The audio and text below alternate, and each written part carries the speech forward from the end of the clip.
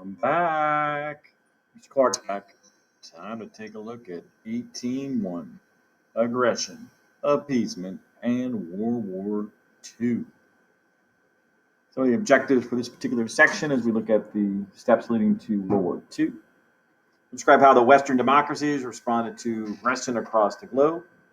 We'll explain the significance of the Spanish Civil War in Spain in 1936, and we'll understand how German aggression led Europe into World War II. You see some of the imagery in the top image there, 5 different images there. I don't know if you can identify what each of those images represent. Top middle, where it says World War II, that is the D-Day invasion, the invasion of Normandy Beach. Middle left, that's a Nazi German gathering, a crowd there to hear Hitler speak. Middle right, the front gates at Auschwitz, the worst of the concentration camps during Hitler's reign in power. Bottom left is the detonation of an atomic bomb over Nagasaki in Japan that ended World War II. And then finally, bottom right image is the Soviet flag during World War II. Okay, looking at number 1. What did politicians in Western democracies attempt to do after the end of World War I? They attempted to implement changes in order to prevent another world war from occurring. Obviously, they failed in that regard. Some abandoned militaristic attitudes and preferred that differences be settled through diplomacy opposed on the battlefield. You remember, prior to World War I, people viewed going to war as glorious, and they were kind of looking forward to that particular idea.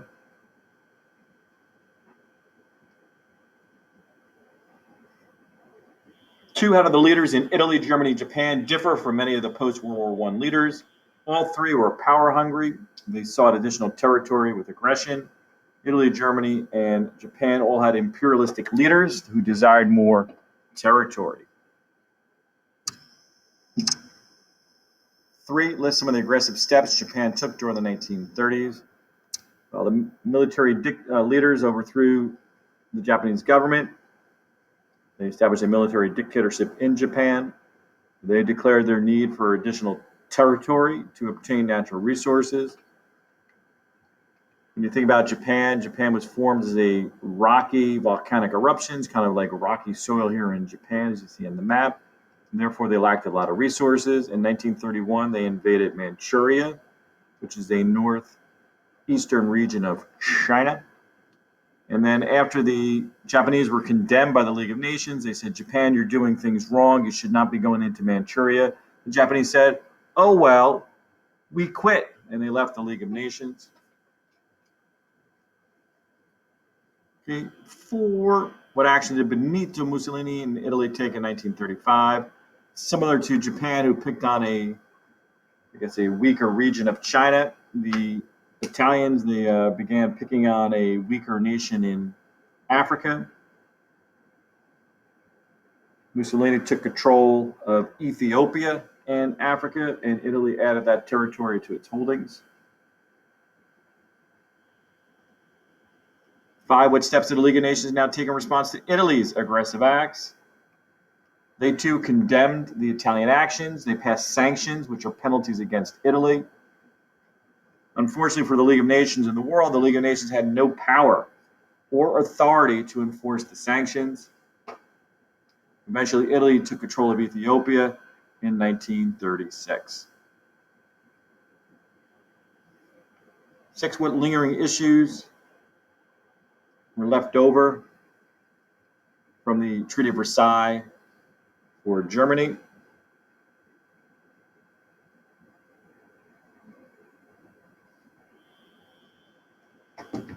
They had embarrassment and resentment. This is the general feelings of many of the German citizens in the aftermath of the Versailles Treaty that ended World War I.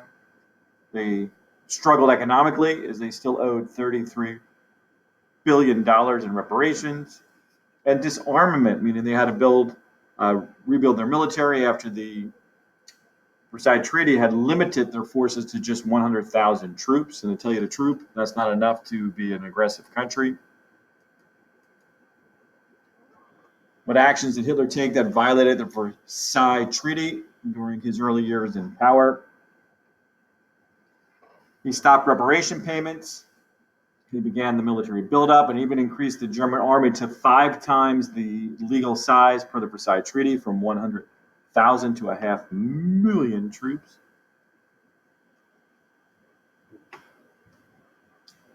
Where did Hitler send his troops in 1936, and why was this a little bit risky?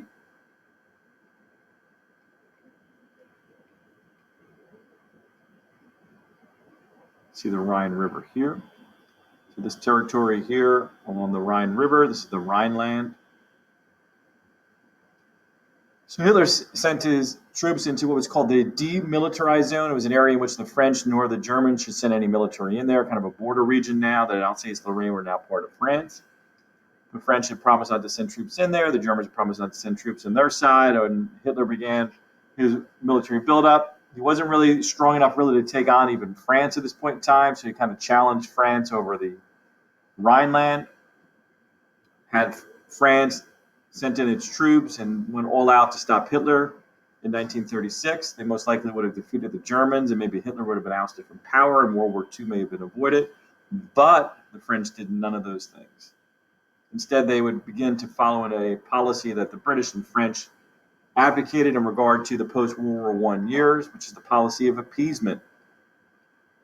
Appeasement is when you give in to the demands of another country to avoid war, and Western nations began to follow this policy in regard to Hitler. So Hitler was realizing that he could take a lot of land and not really be stopped in his tracks, because a lot of these European countries in particular were too preoccupied with their own problems, too concerned about the aftermath of World War I, and unwilling to wage a world war again.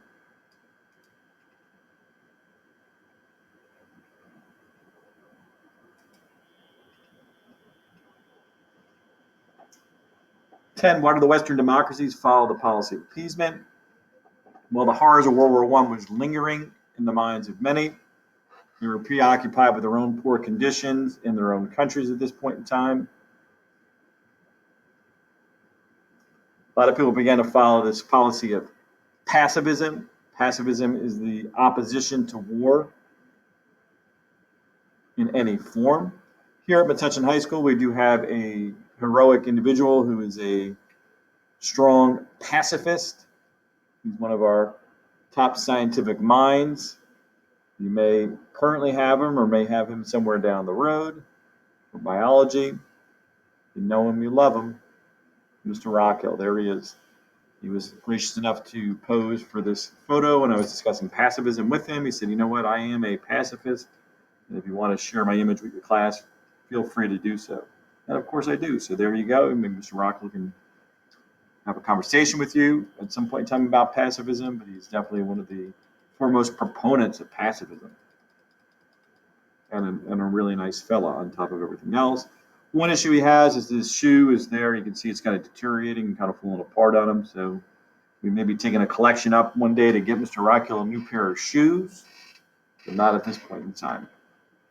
12, why did Germany, Italy, and Japan reach an agreement to form the Axis powers? Well, they formed an anti-democratic union to support each other's desire to expand its territory. They, too, wanted to stop the spread of communism, which they saw as an adversarial ideology to what their goals were.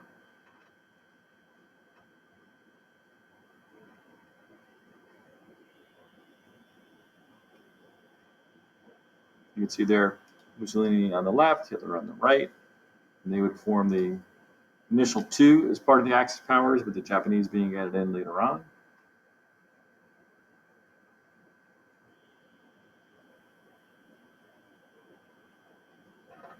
Who came to power during the Spanish Civil War? What form of government did he implement? General Francisco Franco and his version of the fascist party, the Falange Party, came to power, and he was strongly allied with Mussolini and Hitler, who were fellow fascist leaders. 14, how was the Spanish Civil War another step forward in the march towards World War II? Well, the Nazis, they were able to experiment along with the Italians with some of their weapons and their strategies in Spain as they aided Franco's party. Also produced an open conflict between fascist and anti-fascist forces. It also increased the fear of fascism spreading, and it brought Hitler and Mussolini closer together as they united behind their ally and friend, their buddy, their pal, Francisco Franco, as he attempted to bring fascism to Spain.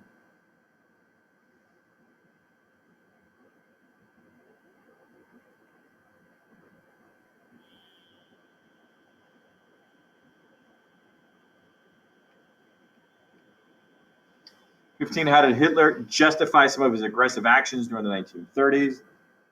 Hitler had a constant claim that his goal of the Third Reich was to unite all German-speaking people together, and for those who were more inclined to appease Hitler and avoid war, we were like, all right, well, Hitler just wants to bring German people together who speak the same language and have the same culture. Maybe that's an okay idea.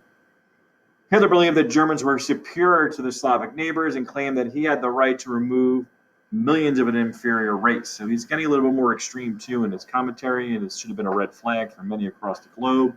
But unfortunately, a lot of people didn't heed the warnings of Hitler, nor did they read his book Mein Kampf, which kind of foreshadowed a lot of what he would end up doing. Very unfortunate period of time, quite obviously, in history. 16. What economic motives did Hitler have for these actions? He hoped to find new markets and additional resources for trade. 17. What did Hitler do in March 1938? This is another step forward. He carried out the Anschluss, which is a German word for the unification of Germany and Austria. He went into Austria, took that territory, and began to expand the German Empire. 18. What action did Hitler take as a result of a large minority of Germans living in Czechoslovakia? He demanded the Sudetenland, and I wish I had the map up there for you, but Sudetenland is a small region in the western half of Czechoslovakia, bordering Germany. So after Hitler demanded Czechoslovakia, the British and the French still wanted to avoid war, so they decided they would have a meeting together between Hitler and Germany, Neville Chamberlain, leader of Great Britain, and France, where they were going to meet to determine the outcome of what would happen in Czechoslovakia.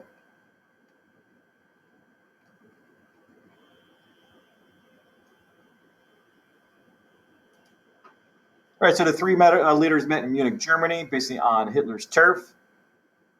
In addition to Hitler from Germany and Neville Chamberlain, the British Prime Minister, Eduardo Daladier. Edouard Daladier, as my French is not great. No, that's the only French I really know very well. They came up with the Munich Agreement as the leaders agreed to let Hitler have the Sudetenland without a fight. Hitler returned, put his hand up, and promised, I promise never to take any additional territory. But of course, behind his back, his fingers were crossed. And of course, he would double cross the Allies later on. So as I mentioned, you can see this brownish color here, or dark tan. It's kind of this western area of Czechoslovakia that became now part of Germany. Of course, Austria is now part of Germany already. So Austria, Germany, and then this color here, this brownish color, you see the Sudetenland. And the key is now added to Hitler's territory. A little more on the Sudetenland, the mountainous region of western Czechoslovakia became part of Germany. England and France agreed to let Hitler take part of Czechoslovakia in 1938. In exchange, Hitler promised to stop further aggression.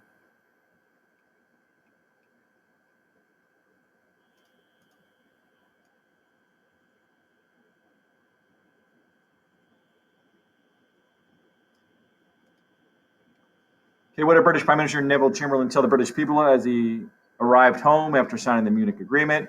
When he arrived back, he said, when he arrived back from Germany, he said, in my hand, I hold peace for our time. Newspaper headlines were very complimentary. Chamberlain was very excited about it, and he even went on to say about Hitler saying he's not a bad guy. We could trust Adolf Hitler, was Chamberlain's message. 21. Why did France and Great Britain continue to appease Hitler even after he showed some signs of being a brutal dictator? Well, of course, the number one reason is to avoid war. 2, they had their own economic problems. That was part of the greater worldwide depression. They also were more concerned about the spread of communism and the leader of the Soviet Union, Joseph Stalin. And the British felt the Versailles peace terms were a little bit too harsh on the Germans. They thought, maybe we could kind of rein things back a little bit and allow for the Germans to have a little more freedom.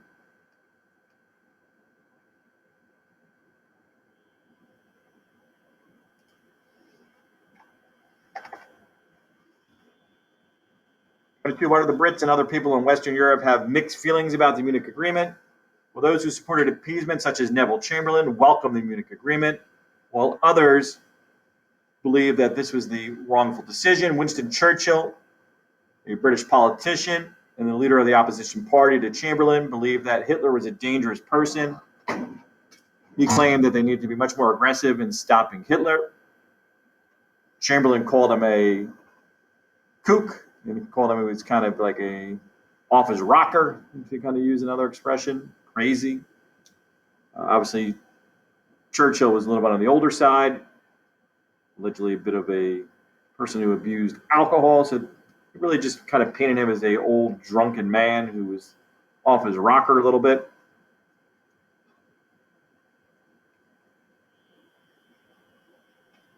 Number 3, how did Hitler quickly violate the Munich Agreement?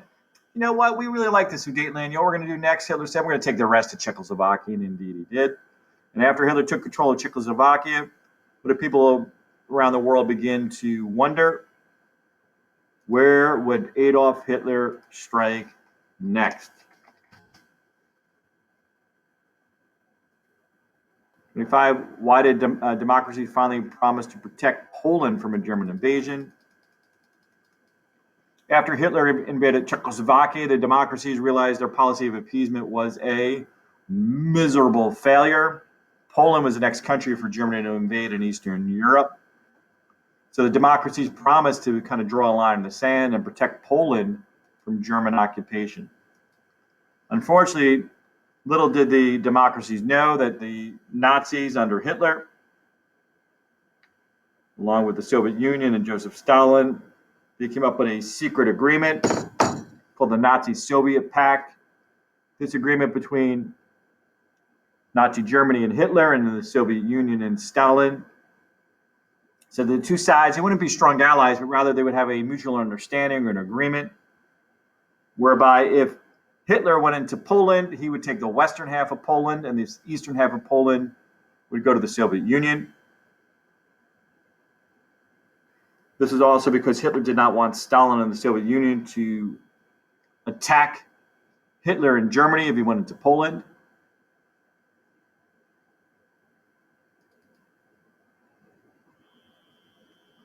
After Hitler took control of Czechoslovakia, what did people around the world begin to wonder? Where would Hitler strike next? You could strike that question from the list since that was redundant. I don't know why I have that there. My error. We'll do a quick renumber in there for you. Stand by. There we go.